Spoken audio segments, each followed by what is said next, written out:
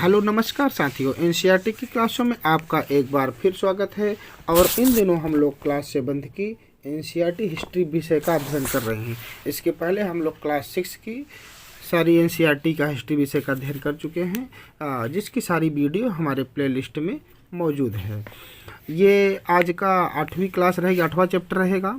और ये अगर जो नई वाली बुक है उसके हिसाब से देखेंगे, एनसीईआरटी के हिसाब से, तो 2 चैप्टर और ये चैप्टर लास्ट रहेगा। लेकिन अभी इसके बाद हम 2 चैप्टर और पढ़ेंगे।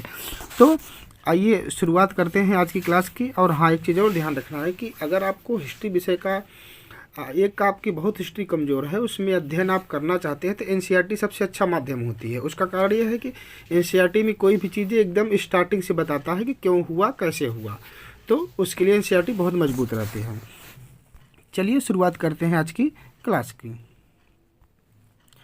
चैप्टर का नाम है 18वीं शताब्दी में नए राजनीतिक गठन। यदि मानचित्र 1 और 2 को ध्यानपूर्वक देखेंगे तो आपको पता चलेगा कि 18वीं शताब्दी की पूर्वार्ध के दौरान उपमहाद्वीप के कुछ विशेष रूप से उल्लेखनीय घटनाएं घटी। गौर कीजिए कि कई स्वतंत्र राज्यों के उदय से मुगल साम्राज्य की सीमाएं किस तरह से बदली। आप यह भी देखें कि 1765 तक एक नए शक्ति यानी ब्रिटिश सत्ता ने पूर्वी भारत के बड़े बड़े हिस्सों को सफलतापूर्वक हड़प लिया। ये मानचित्र में जिस तरह से दिखाया गया है कि इधर पूर्वी, मान लीजिए आपका ये सारा क्षेत्र पूर्वी रहेगा। ये मानचित्र हमें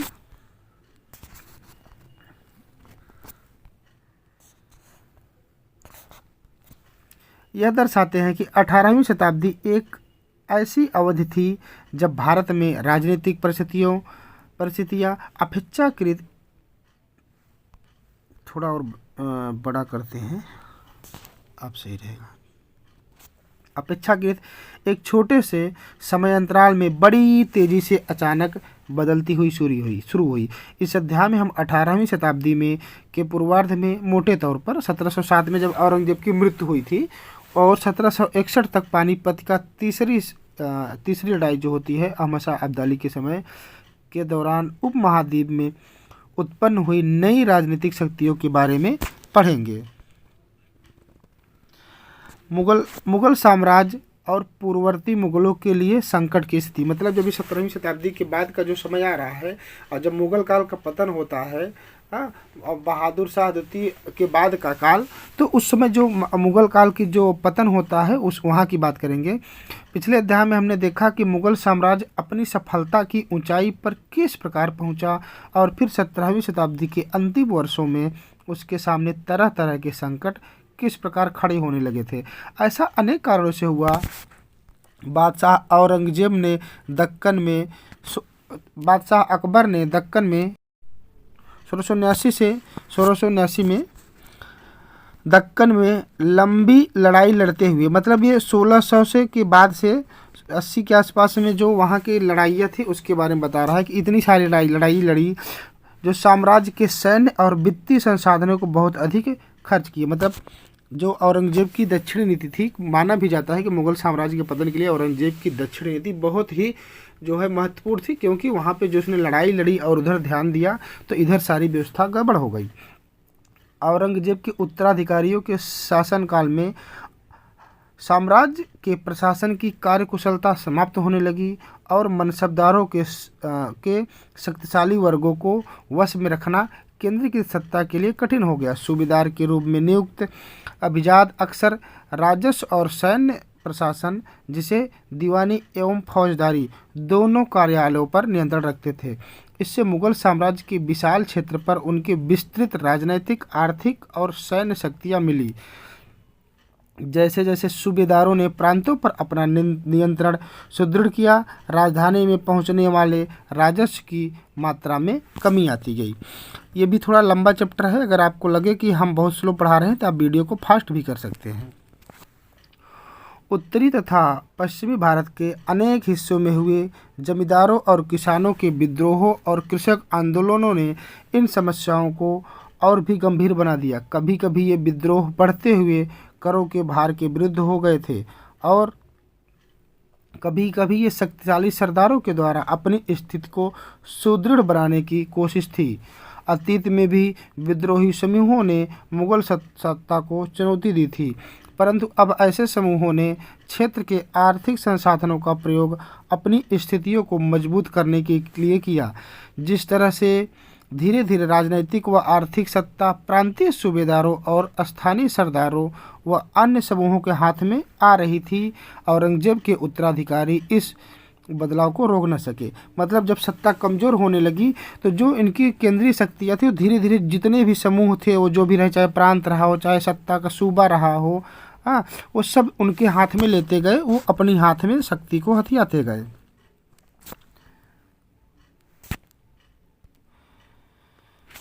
भरपूर फसल और खाली तिजोरियाँ, मतलब ये देखिए कि किस प्रकार से हो रहा है। एक लेखक थे उस समय के, साम्राज्य के वित्तीय दिवालियेपन का वर्णन इन शब्दों में किया है। बड़े जमींदार निस्सहाय और निर्धन हो गए। उनके किसान वर्ष में 2 फसलें उगाते हैं, लेकिन उन्हें दोनों से कुछ नहीं मिलता। उनके स्थानीय गुमास्ते का एक तरह से किसानों के हाथ की कठपुतली बने रहते हैं, जैसे कि स्वयं किसान अपने ऋणदाता के वश में रहता है जब तक कि वह साहूकार का कर्ज न चुका देता। इस प्रकार संपूर्ण व्यवस्था एवं प्रशासन इतना चकनाचूर हो गया कि यद्यपि किसान अपनी फसल के जरिए मानो सोना बटोरता है, लेकिन उसके मालिक जमींदार को एक तिनके का टुकड़ा भी नहीं मिलता है। ऐसी हालत में जमींदार सशस्त्र सेना कैसे रख सकता है जिनकी उससे आशा की जाती है। वे अपने सैनिकों को जो लड़ाई के समय उनके आगे आगे चलते हैं, घुड़सवारों को जो उनके ठीक पीछे चलते हैं, पैसा कहाँ से देंगे। मतलब जो जमींदार होते थे, जो सैनिक को रखते थे, उनकी खुद तिजोरियाँ खाली हो गई तो सैनिकों को कहाँ से देंगे। इस आर्थिक व राजनीतिक संकट के बीच ईरान के शासक नादिर शाह ने 1739 में दिल्ली पर आक्रमण किया और संपूर्ण नगर को लूटकर वो बड़ी भारी मात्रा में धन दौलत ले गया। नादिर शाह के आक्रमण के बाद अफगान शासक अहमद शाह अब्दाली के आक्रमण का तांता लगा रहा। उसने तो 1748 से 1761 के बीच 5 बार उत्तरी भारत पर आक्रमण किया और लूटपाट मचाई। नादिर शाह का दिल्ली पर आक्रमण, उसके बारे में यहाँ दिया गया है। नादिर शाह के आक्रमण के परिणाम स्वरूप दिल्ली में जो विध्वंस हुआ उसका वर्णन समकालीन प्रेक्षकों ने किया था। इनमें से एक ने मुगल कोष से जिस तरह धन लूटा गया था उसका वर्णन इस तरह से किया है। 60 लाख रुपए और कई हजार सोने के सिक्के, लगभग 1 करोड़ रुपए के सोने के बर्तन, लगभग 50 करोड़ रुपए के गहने, जवाहरात और अन्य चीज़ें ले गया, जिनमें से कुछ तो इतनी बेशकीमती थी कि दुनिया में उनका मुकाबला कोई नहीं कर सकता, जैसे तख्ते ताउस यानी मयूर सिंहासन। एक अन्य वृत्तांत में दिल्ली पर आक्रमण के प्रभाव का वर्णन मिलता है। जो कभी मालिक थे अब बड़ी दर्दनाक हालत में आ गए। जिन्हें कभी भरपूर आदर इज्जत दी जाती थी, उन्हें अब प्यास बुझाने के लिए पानी भी नहीं मिलता। अलग थलग पड़े लोगों को उनके कोनों से खींचकर बाहर निकाल दिया गया। दौलतमंदों को भिखारी बना दिया गया। जो शौकीन लोगों कभी तरह तरह के सुंदर कपड़े पहनकर पोशाक का नया नया फैशन चलाते थे, अब नंगे घूमने लगे। और जिनके पास ज़मीन जायदाद की कोई कमी नहीं थी, वे अब बेघर हो गए।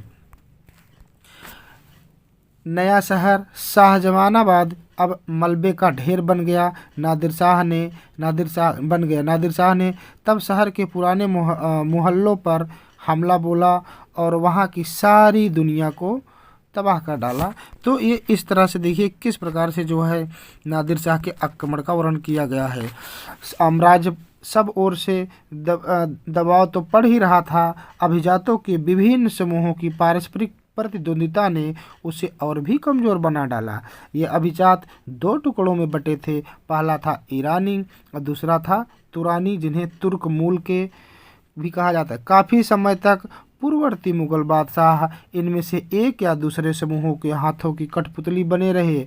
बेहद अपमानजनक स्थिति तब पैदा हो गई जब दो मुगल बादशाहों फार्रुखसियर 1713 से 1719 और आलमगीर द्वितीय 1754 से 1759 की हत्या हो गई और दो अन्य बादशाहों अहमद शाह और शाह आलम द्वितीय को उनके अभिजातों ने अंधा करवा दिया।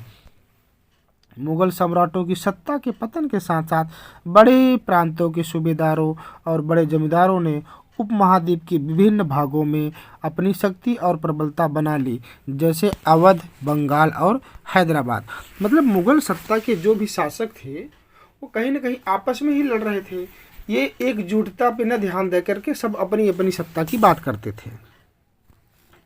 राजपूत के बारे में पढ़ते हैं। बहुत से राजपूत घराने, विशेष रूप से अंबर और जोधपुर के राजघराने मुगल व्यवस्था में विशिष्टता के साथ सेवारत रहे हैं। ये बदले में उन्हें अपनी वतन जागीरों पर पर्याप्त स्वायत्तता का आनंद लेने की अनुमति मिली हुई थी। 18वीं मिली हुई थी। अब 18वीं शताब्दी में इन शासकों ने अपने आसपास के इलाकों पर अपने नियंत्रण का विस्तार करने का प्रयास शुरू किया। जोधपुर के राजा अजीत सिंह ने भी मुगल दरबार की गुटीय राजनीति में अपने पैर फंसा दिए, मतलब वो भी इसमें पड़ गए। इन प्रभावशाली राजपूत घरानों ने गुजरात और मालवा के लाभदायक सूबों की सूबेदारी का दावा किया। जोधपुर के राजा अजीत सिंह को गुजरात की सूबेदारी और अंबर के सवाई राजा जय सिंह को मालवा की सूबेदारी मिल गई। बादशाह जहांदार शाह ने 1713 में इन राजाओं के इन पदों का नवीनीकरण कर दिया। उन्होंने अपने वतनों के पास पड़ोस के शाही इलाकों से कुछ हिस्सों पर कब्जा करने की भी कोशिश की। जोधपुर राजघराने के नागौर को जीत लिया और अपने राज्य में मिला लिया। दूसरी ओर अंबर ने भी बूंदी के बड़े बड़े हिस्सों पर अपना कब्जा कर लिया। सवाई राजा जय सिंह ने जयपुर में अपनी नई राजधानी स्थापित की और उसे 1722 में आगरा की सूबेदारी दे दी गई। 1740 के दशक में राजस्थान में मराठों के अभियानों ने इन राजवाड़ों पर भारी दबाव डालना शुरू कर दिया, जिससे उनका अपना विस्तार आगे होने से रुक गया। मतलब अब यहाँ पे धीरे धीरे देखा जाए तो जो मुगल सत्ता थी उन पे मराठों का भी कब्जा होने लगा था। ये है यहाँ पे दिखाया है एक अभिजात के दरबार में स्वागत करते हुए फार्रुखसियर।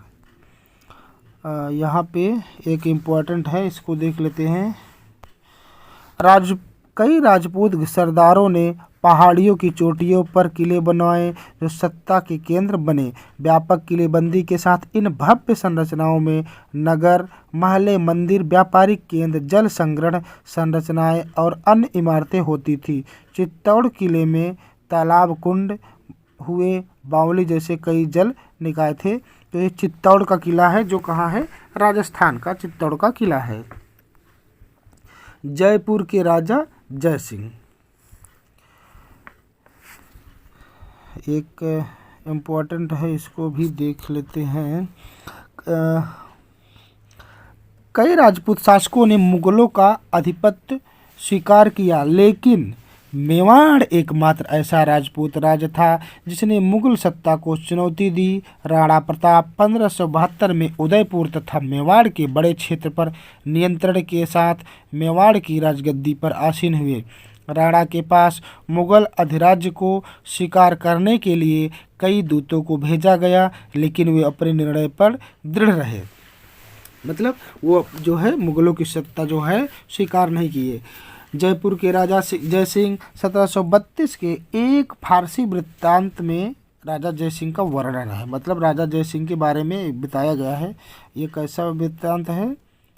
फारसी वृत्तांत है, इसको देख लेते हैं।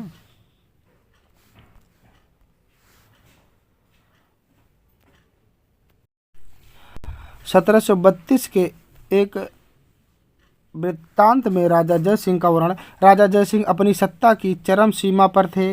12 वर्ष के लिए वे आगरा के सूबेदार रहे और 5 या 6 वर्ष के लिए मालवा के।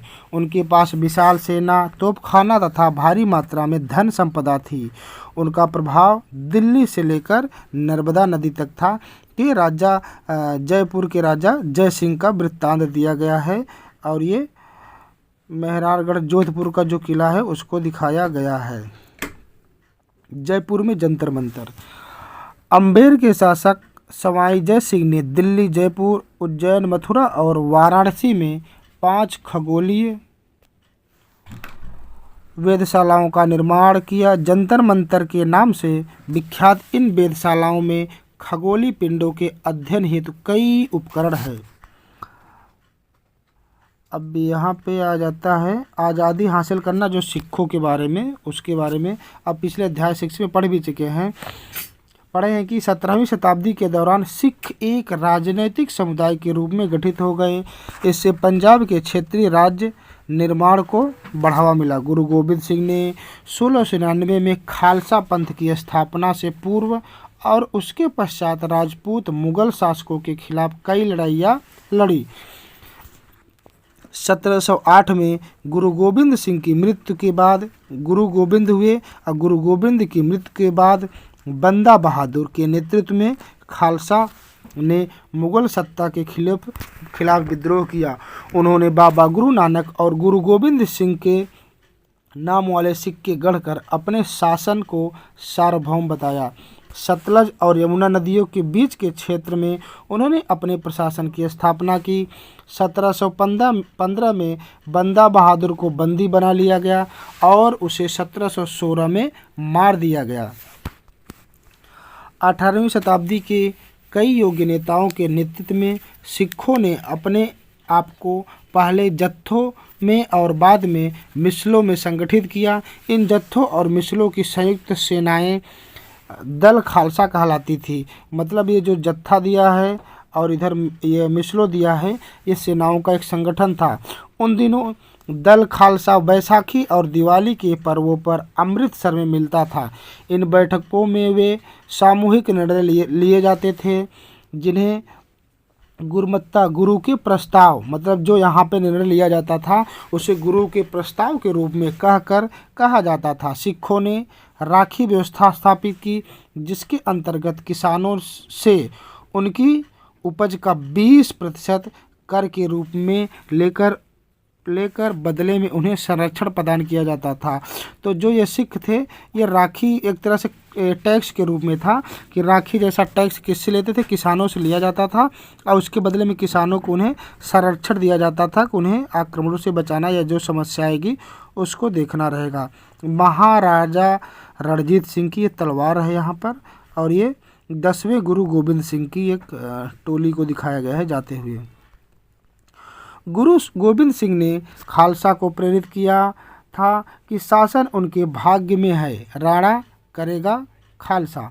अपने सुनियोजित संगठन के कारण खालसा पहले मुगल सूबेदारों के खिलाफ और फिर अहमद शाह अब्दाली के खिलाफ सफल विरोध प्रकट करा।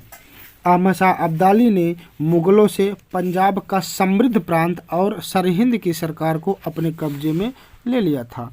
खालसा ने 1765 में अपना सिक्का गढ़कर सार्वभौम शासन की घोषणा की। यह महत्वपूर्ण है कि सिक्के पर उत्कीर्ण शब्द वही थे जो बंदा बहादुर के समय में खालसा के आदेश पर पाए जाते हैं। 18वीं शताब्दी के अंतिम भाग में सिख इलाके सिंधु से यमुना तक फैले हुए थे, यद्यपि ये विभिन्न शासकों में बटे हुए थे। इनमें से एक शासक महाराणा रणजीत सिंह ने विभिन्न सिख समूहों में फिर से एकता कायम करके 1799 में लाहौर को अपनी राजधानी बताया। छत्रपति शिवाजी महाराज, इसको जाने देते हैं, इतना इम्पोर्टेंट नहीं है। 17वीं शताब्दी के अंत तक दक्कन में शिवाजी के नेतृत्व में एक शक्तिशाली राज्य का उदय हुआ है और जिसे अंततः एक मराठा राज्य की स्थापना हुई। ये देख लेते हैं क्योंकि ये मराठा राज्य की स्थापना हुई। शिवाजी का जन्म 1630 में शाहजी और जीजाबाई से हुआ था। अपनी माता और अभिभावक दादा कोंडदेव के निर्देशन में शिवाजी कम उम्र में ही विजय पथ पर निकल पड़े। जावली पर कब्जे ने उन्हें मवाला पठारों का अभिवादन मुखिया बना दिया, जिनसे उनके क्षेत्र विस्तार का पथ प्रशस्त किया। बीजापुर और मुगलों के खिलाफ उनके कारनामों ने उन्हें विख्यात, मतलब ये शिवाजी के बारे में बताया गया है। और उनकी जो युद्ध नीति थी वो गुरिल्ला युद्ध नीति थी, मतलब छुप कर वार करने वाले, पहाड़ियों में छिपे रहते थे, दुश्मन को पटोट पड़ना, गुरिल्ला, और उनका गुरिल्ला युद्ध थी। और जो उनके मुख्य दो कर थे, जिन्हें चौथ और सरदेशमुखी पर आधारित राजस्व संग्रह प्रणाली की सहायता से उन्हें एक मजबूत मराठा शासन बनाया। तो ये शिवाजी के बारे में यहाँ दिया है। अब यहाँ से शुरुआत होती है मराठों के बारे में। एक बार इसको देख लेते हैं। 18वीं शताब्दी के अंतिम भाग में सिख इलाके, जो सिख इलाका था, सिंधु से यमुना तक फैल गए थे। सिंधु नदी जो उधर है, और सिंधु से लेकर के उधर पश्चिम से यमुना तक फैले हुए थे। यद्यपि विभिन्न शासकों में बटे हुए थे। इनमें एक शासक महाराणा रणजीत सिंह ने विभिन्न सिख समूहों में फिर से एकता कायम करके 1799 में लाहौर को अपनी राजधानी बनाया। तो 1799 में लाहौर को राजधानी किसने बनाया था? महाराणा रणजीत सिंह ने। अब मराठों के बारे में शुरुआत करते हैं। इसको हमने यहाँ पे देख लिया है कि मराठों का जो है जो उदय होता है वो किसके समय में होता है? शक्तिशाली जो उदय होता है शिवाजी के समय होता है। हाँ, और पिताजी उनके शाहजी और जीजाबाई उनकी जो है माता होती हैं। उनके दो टैक्स हैं, चौथ और सरदेशमुखी होते हैं। और उनकी युद्ध नीति थी छापा मार गुरिल्ला रण युद्ध। मतलब ये होता है कि अगर मान लीजिए पहाड़ी इलाका कोई है, तो पहाड़ी इलाके में उनकी सेना यहाँ पे एकदम छिपी हुई है, जैसे ही सेना आते हैं यहाँ से एकदम उखड़ करके उनके ऊपर टूट पड़ना, यह गुरिल्ला युद्ध होती है। मराठा राज्य एक अन्य शक्तिशाली क्षेत्रीय राज्य था जो मुगल शासन का लगातार विरोध करके उत्पन्न हुआ था। छत्रपति शिवाजी महाराज 1630 से 80 के बीच शक्तिशाली योद्धा परिवारों देशमुखों की सहायता से एक अस्थायी राज्य की स्थापना की। अत्यंत गतिशील कृषक पश्चारक मराठों की सेना के मुख्य आधार बन गए। पश्चारक कुणबी शिवाजी ने प्रायद्वीप में मुगलों को चुनौती देने के लिए इस सैन्य बल का प्रयोग किया। शिवाजी की मृत्यु के पश्चात मराठा राज्य में प्रभावी शक्ति के एक परिवार के हाथ में रही, जो शिवाजी के उत्तराधिकारियों के शासनकाल में पेशवा, जिसे प्रधानमंत्री के रूप में अपनी सेवाएं देते रहे और पूरे मराठा राज्य की राजधानी बना। पेशवाओं की देखरेख में मराठों ने एक अत्यंत सफल सैन्य संगठन का विकास कर लिया। उनकी सफलता का रहस्य था कि वे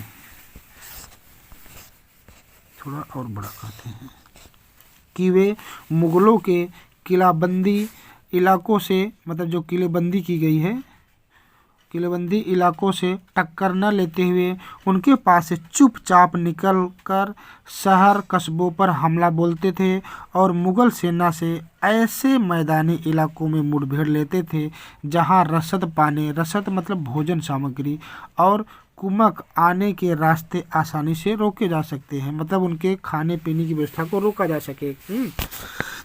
1720 से 1761 के बीच मराठा साम्राज्य का काफ़ी विस्तार हुआ। उसने धीरे धीरे सनय अपनी और काफ़ी सफलतापूर्वक मुगल साम्राज्य की सत्ता को क्षति पहुंचाई।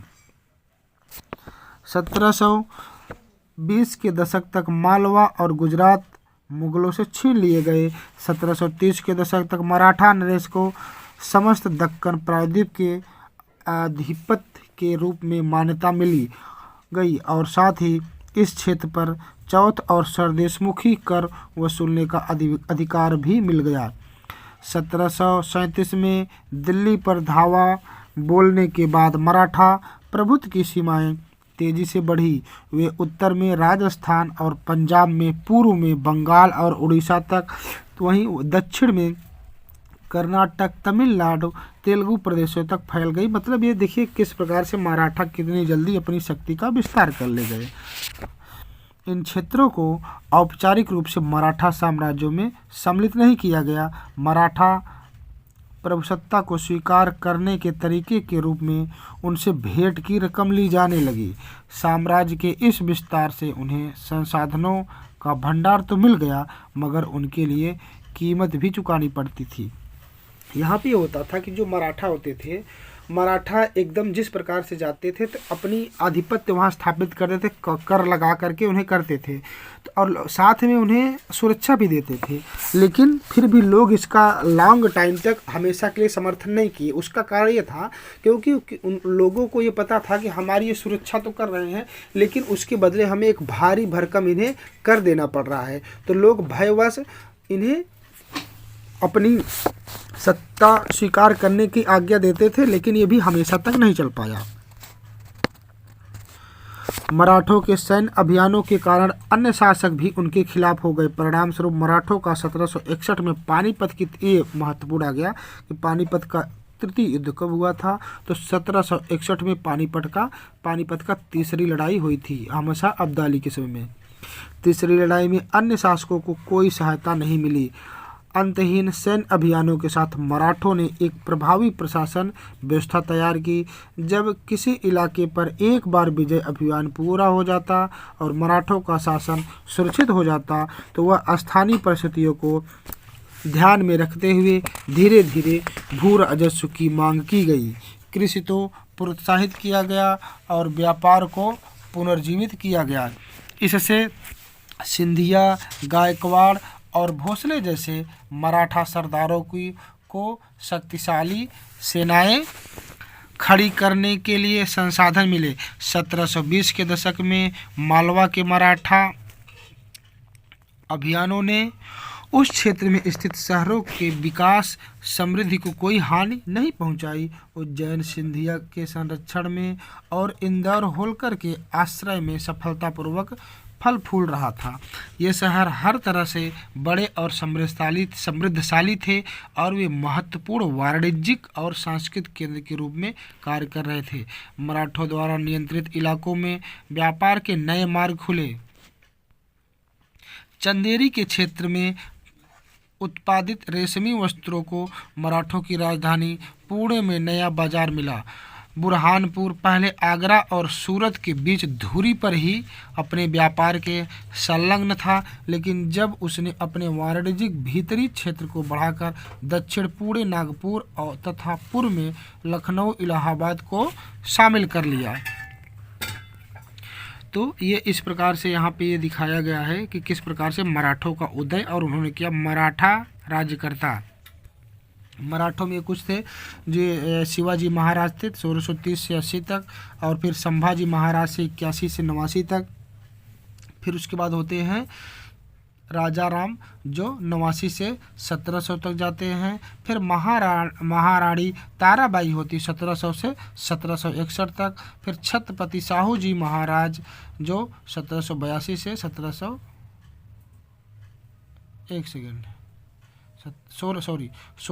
से 1749 तक। अब ये अच्छा, ये चौथ और सरदेशमुखी के बारे में बताया है। ये क्या होता है? कर, दोनों कर के बारे में। जमींदारों द्वारा वसूल जाने वाला भू राजस्व 25% दक्कन में इनको मराठा वसूलते थे। ये चौथ मतलब 1/4 होता है, 25%। सरदेशमुखी दक्कन में मुख्य राजस्व संग्रहकर्ता को दिए जाने वाले भूभाग का 9 से 10% होता था, जिसे सरदेशमुखी कहते थे। तो एक भूमि टैक्स था और दूसरा किसके था, मतलब उन्हें सुरक्षा देने के लिए कि उनके ऊपर कोई आक्रमण न करे, उसके लिए था। ये दोनों टैक्स थे। बाजीराव प्रथम जो बाजीराव बल्लाल के नाम से भी जाने जाते हैं, पेशवा बालाजी विश्वनाथ के पुत्र थे। वह एक महान मराठा सेनापति थे। उन्हें विंध्य के पार मराठा राज्य के विस्तार का श्रेय प्राप्त है तथा वे मालवा, बुंदेलखंड, गुजरात और पुर्तगालियों के खिलाफ सैन्य अभियान के लिए भी जाने जाते हैं। अब अगला रहेगा जाटों का, इसको देखते हैं। ये हमारा लास्ट पैराग्राफ रहेगा इस चैप्टर का। अन्य राज्यों की तरह जाटों ने भी 17वीं और 18वीं शताब्दियों में अपनी सत्ता सुदृढ़ की, अपने आप को मजबूत बनाया। अपने नेता चूड़ामन के नेतृत्व में, मतलब जाटों का नेता कौन है, चूड़ामन, ध्यान रखना है, के नेतृत्व में उन्होंने दिल्ली के पश्चिम में स्थित क्षेत्रों पर अपना नियंत्रण कर लिया। 1680 के दशक तक आते आते उनका प्रभुत्व दिल्ली और आगरा के दो शाही शहरों के बीच क्षेत्र पर होना शुरू हो गया। वस्तुतः कुछ अरसे के लिए वे आगरा शहर के अभिरक्षक ही बन गए। यहाँ पे कहने का मतलब है कि जो जाट थे, इनका जो नेता थे चूड़ामण, ये भी धीरे धीरे अपना प्रभुत्व बनाए और 1680 तक आते आते कहाँ पर, यहाँ आगरा और दिल्ली पर भी इनका क्षेत्र जो है शुरू हो गया और आगरा को भी अपने अभिरक्षक अपने अधीन करना शुरू कर दिए। जाट समृद्ध कृषक थे मूल रूप से, और उनके प्रभुत्व क्षेत्र में पानीपत, बल्लभगढ़ जैसे शहर महत्वपूर्ण व्यापारिक केंद्र थे। मतलब जाटों के बारे में बताया कि कृषक थे और उनके जो व्यापारिक केंद्र बन गए थे। सूरजमल के राज में भरतपुर शक्तिशाली राज्य के रूप में उभरा। 1739 में जब नादिर शाह ने दिल्ली पर हमला बोला, उसे लूटा, तो दिल्ली के कई प्रतिष्ठित व्यक्तियों ने भरतपुर में शरण ली। नादिर शाह के पुत्र जवाहिर शाह के पास 30,000 सैनिक थे। उसने 20,000 अन्य सैनिक मराठाओं से लिए, 15,000 सैनिक सिखों से लिए और इन सब के बलबूते वह मुगलों से लड़ा। जहां भरतपुर का किला काफ़ी हद तक पारंपरिक शैली में बनाया गया, वही दीग में जाटों ने अंबर और आगरा की शैलियों का समन्वय करते हुए एक विशाल बाग महल बनवाया। शाही वास्तुकला से जिन रूपों को पहली बार शाहजहां के युग में जोड़ा गया था, दिंग की इमारतें उन्हीं रूपों के नमूनों पर बनाई गई थी। तो ये 18वीं शताब्दी का दिंग का राजमहल है। इमारत की छत पर मुख्य सभा भवन के बांग्ला गुंबद पर गौर है। मतलब ये बनाया गया है, कहाँ का, दिंग का महल है। और ये जाटों की शक्ति के बारे में दिया है, इसको थोड़ा सा देख लेते हैं। जाटों की शक्ति सूरजमल के समय पराकाष्ठा कर पहुंची, जिन्हें 1756 से 1763 के दौरान भरतपुर जाट राज्य को आधुनिक राजस्थान में संगठित किया गया। सूरजमल के राजनीतिक नियंत्रण में जो क्षेत्र शामिल थे, उसमें आधुनिक पूर्वी राजस्थान, दक्षिणी हरियाणा, पश्चिमी उत्तर प्रदेश और दिल्ली शामिल थे। सूरजमल ने कई किले और महल बनवाए, जिनमें भरतपुर का प्रसिद्ध लोहागढ़ का किला इस क्षेत्र में बने सबसे मजबूत किलों में से है। तो जो भरतपुर का ये लोहागढ़ का ये किला है, ये किसने बनवाया था, जाटों ने ही बनवाया था। तो आज की क्लास यहाँ से ख़त्म होती है। आई होप आपको हमारी ये क्लास ज़रूर अच्छी लगी होगी। अगर अच्छी लगी हो तो इसे लाइक करिएगा और अपने साथियों के बीच हमारे चैनल को शेयर करिएगा। आज के लिए बस इतना ही। अगले वीडियो में, अगली क्लास में फिर से मिलेंगे। तब तक के लिए धन्यवाद।